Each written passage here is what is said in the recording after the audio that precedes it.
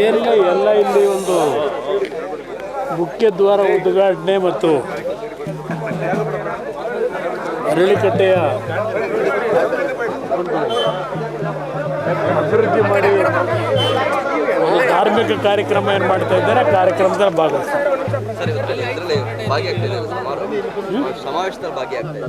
ಇಲ್ಲಿ KR ನಗರದಲ್ಲಿ ಇವತ್ತು ಕಾರ್ಯಕ್ರಮ ಇದೆ. KR ನಗರದಲ್ಲಿ ಒಂದು ಕಾರ್ಯಕ್ರಮ, ಹೆಗಡೆದೇವರು ಕುಟುಂಬದ ಕಾರ್ಯಕ್ರಮ ಇದೆ. ಎರಡೂ ಭಾಗವಹಿಸ್ತಾರೆ. ಮೈಕ್ರೋ ಫೈನಾನ್ಸ್ ಹಾವಳಿ ಜಾಸ್ತಿ ಆಗಿದೆ. ಒಬ್ಬರು ಮಹಿಳೆ ಜಿಲ್ಲೆಯವರು ಮೃತಪಟ್ಟಿದ್ದಾರೆ. ಮಾಗಡಿಯಲ್ಲಿ ಕಿಡ್ನಿ ಮಾರ್ಕೊಂಡು ಮೈಕ್ರೋ ಫೈನಾನ್ಸ್ ಸಾಲ ಕಟ್ಟುವಂಥದ್ದು ಒಂದು ಕಂಪ್ಲೇಂಟ್ ಕೂಡ ದಾಖಲಾಗಿದೆ. ರಾಜ್ಯದಲ್ಲಿ ಇದು ಮಿತ್ತ ಇಲ್ವಾ ಅಂತ ನಾನೇನು ಚರ್ಚೆ ಮಾಡಲಪ್ಪ. ಸರ್ಕಾರ ನೋಡ್ಬೇಕಲ್ವಾ, ಜಿಲ್ಲಾ ಉಸ್ತುವಾರಿ ಸಚಿವರು ನೋಡ್ಬೇಕಲ್ವಾ, MLAಗಳು ನೋಡ್ಬೇಕಲ್ವಾ. ಇವತ್ತು ರಾಮನಗರ ಜಿಲ್ಲೆ ಒಂದೇ ಅಲ್ಲ, ಇಡೀ ರಾಜ್ಯದ ಪ್ರತಿ ಭಾಗದಲ್ಲೂ ಮೈಕ್ರೋ ಫೈನಾನ್ಸ್ನ ಹಾವಳಿ ಯಾವ ಮಟ್ಟಕ್ಕೆ ಬಂದಿದೆ. ಈಗ ಇದೆಂಥದ್ದು ಗ್ಯಾರಂಟಿ 2,000 ರೂಪಾಯಿ ದುಡದಂತೆ ನಡೆದು ಕೊಡ್ತಾವ್ರಲ್ಲ, ಅದು ಕೊಟ್ಟ ಮೇಲೆ ಮತ್ತೆ ಯಾತಿಗೆ ಮೈಕ್ರೋ ಫೈನಾನ್ಸಲ್ಲಿ ಸಾಲ ಮಾಡ್ತಾಯಿದ್ದಾರೆ ಜನ. ನಾನು 18ರ ಮುಖ್ಯಮಂತ್ರಿ ಆದಾಗ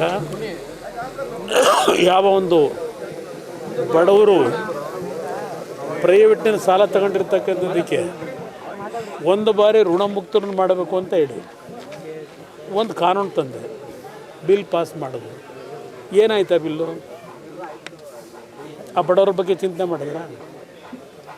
ನಂತರ ಕೇರಳಗೆ ನಮ್ಮ ಅವತ್ತಿನ ಸಹಕಾರಿ ಸಚಿವರು ಬಂಡಪ್ಪ ಅವರು ಕೇರಳ ಕಳಿಸಿ ಅಲ್ಲಿ ಯಾವ ಬಡ ಕುಟುಂಬಗಳು ರೈತರು ಪ್ರೈವೇಟಲ್ಲಿ ಸಾಲ ತಗೊಂಡಿರ್ತಾರೆ, ಸಾಲ ತೀರಿಸ್ಲಿಕ್ಕೆ ಆಗಿರೋದಿಲ್ಲ, ಅವ್ರ ಮೇಲೆ ಯಾವುದೇ ರೀತಿ ಯಾರೂ ಹಿಂಸೆ ಕೊಡಬಾರದು ಅಂತ ಕೇರಳದಲ್ಲಿ ಒಂದು ಕಮಿಷನ್ ಮಾಡಿದ್ದಾರೆ.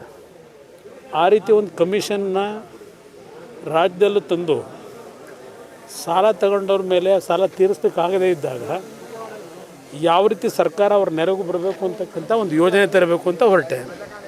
ಸರ್ಕಾರ ತೆಗೆದ್ರು. ಇವತ್ತು ನಡೀತಾ ಇದೆ ಸರ್ಕಾರ. ಇವತ್ತದೆಲ್ಲೋ ರಾಮನಗರದ ತಾಲೂಕಲ್ಲೇ ಯಾವುದೋ ಒಂದು ಕಡೆ ಆತ್ಮಹತ್ಯೆ ಆಗಿದೆ ಅಂತ ಅಂದರು, ಮಹಿಳಾ ಆತ್ಮಹತ್ಯೆ. ಯಾವನಾದರೂ ಒಬ್ಬ ನಿಮ್ಮ ಮಂತ್ರಿ ಏನೋ ರಾಮನಗರ ಉದ್ಧಾರ ಮಾಡೋರಂತಲ್ಲ ಮಹಾನುಭಾವರುಗಳು ಯಾರಾದ್ರು ಬಂದ್ರೆ ಜನ ಅರ್ಥ ಮಾಡ್ಕೋಬೇಕು. ಯಾರು ಆ ಬಡವ್ರ ನೆರವಿಗೆ ಬರ್ತಕ್ಕಂಥವ್ರು ಯಾರು ಇವತ್ತು ಬಡವರ ಹೆಸರಿನಲ್ಲಿ ಲೂಟಿ ಮಾಡ್ತಾ ಇದ್ದಾರೆ, ಜನ ಅರ್ಥ ಮಾಡ್ಕೊಳ್ಳಿದ್ರೆ ಇದು ನಡೀತಾ ಇರ್ತದೆ. ರಾಮನಗರ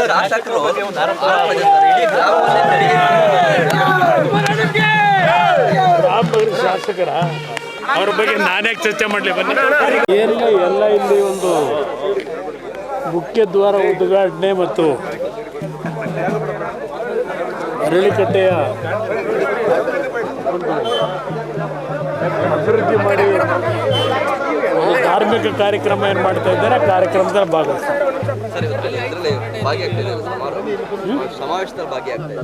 ಇಲ್ಲಿ KR ನಗರದಲ್ಲಿ ಇವತ್ತು ಕಾರ್ಯಕ್ರಮ ಇದೆ. KR ನಗರದಲ್ಲಿ ಒಂದು ಕಾರ್ಯಕ್ರಮ, ಹೆಗಡೆದೇವರು ಕುಟುಂಬದ ಕಾರ್ಯಕ್ರಮ ಇದೆ. ಎರಡೂ ಭಾಗವಹಿಸ್ತಾರೆ. ಮೈಕ್ರೋ ಫೈನಾನ್ಸ್ ಹಾವಳಿ ಜಾಸ್ತಿ ಆಗಿದೆ. ಒಬ್ಬರು ಮಹಿಳೆ ಜಿಲ್ಲೆಯವರು ಮೃತಪಟ್ಟಿದ್ದಾರೆ. ಮಾಗಡಿಯಲ್ಲಿ ಕಿಡ್ನಿ ಮಾರ್ಕೊಂಡು ಮೈಕ್ರೋ ಫೈನಾನ್ಸ್ ಸಾಲ ಕಟ್ಟುವಂಥದ್ದು ಒಂದು ಕಂಪ್ಲೇಂಟ್ ಕೂಡ ದಾಖಲಾಗಿದೆ. ರಾಜ್ಯದಲ್ಲಿ ಇದು ಮಿತ್ತ ಇಲ್ವಾ ಅಂತ ನಾನೇನು ಚರ್ಚೆ ಮಾಡಲಪ್ಪ. ಸರ್ಕಾರ ನೋಡ್ಬೇಕಲ್ವಾ, ಜಿಲ್ಲಾ ಉಸ್ತುವಾರಿ ಸಚಿವರು ನೋಡ್ಬೇಕಲ್ವಾ, MLAಗಳು ನೋಡ್ಬೇಕಲ್ವಾ. ಇವತ್ತು ರಾಮನಗರ ಜಿಲ್ಲೆ ಒಂದೇ ಅಲ್ಲ, ಇಡೀ ರಾಜ್ಯದ ಪ್ರತಿ ಭಾಗದಲ್ಲೂ ಮೈಕ್ರೋ ಫೈನಾನ್ಸ್ನ ಹಾವಳಿ ಯಾವ ಮಟ್ಟಕ್ಕೆ ಬಂದಿದೆ. ಈಗ ಇದೆಂಥದ್ದು ಗ್ಯಾರಂಟಿ 2,000 ರೂಪಾಯಿ ದುಡದಂತೆ ನಡೆದು ಕೊಡ್ತಾವ್ರಲ್ಲ, ಅದು ಕೊಟ್ಟ ಮೇಲೆ ಮತ್ತೆ ಯಾತಿಗೆ ಮೈಕ್ರೋ ಫೈನಾನ್ಸಲ್ಲಿ ಸಾಲ ಮಾಡ್ತಾಯಿದ್ದಾರೆ ಜನ. ನಾನು 18ರ ಮುಖ್ಯಮಂತ್ರಿ ಆದಾಗ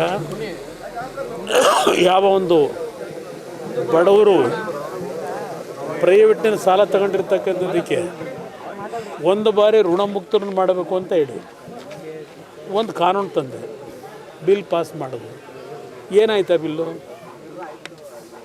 ಆ ಬಡವರ ಬಗ್ಗೆ ಚಿಂತೆ ಮಾಡಿದ್ರ? ನಂತರ ಕೇರಳಗೆ ನಮ್ಮ ಅವತ್ತಿನ ಸಹಕಾರಿ ಸಚಿವರು ಬಂಡಪ್ಪ ಅವರು ಕೇರಳ ಕಳಿಸಿ ಅಲ್ಲಿ ಯಾವ ಬಡ ಕುಟುಂಬಗಳು ರೈತರು ಪ್ರೈವೇಟಲ್ಲಿ ಸಾಲ ತಗೊಂಡಿರ್ತಾರೆ, ಸಾಲ ತೀರಿಸ್ಲಿಕ್ಕಾಗಿರೋದಿಲ್ಲ, ಅವ್ರ ಮೇಲೆ ಯಾವುದೇ ರೀತಿ ಯಾರೂ ಹಿಂಸೆ ಕೊಡಬಾರದು ಅಂತ ಕೇರಳದಲ್ಲೊಂದು ಕಮಿಷನ್ ಮಾಡಿದ್ದಾರೆ.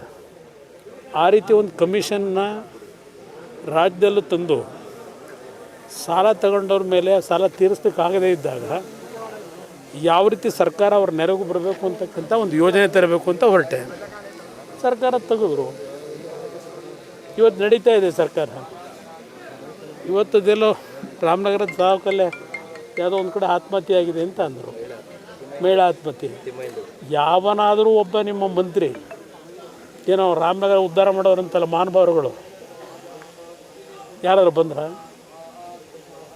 ಜನ ಅರ್ಥ ಮಾಡ್ಕೋಬೇಕು.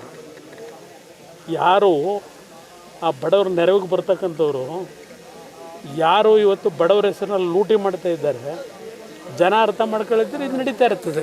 ರಾಮನಗರ ಶಾಸಕರು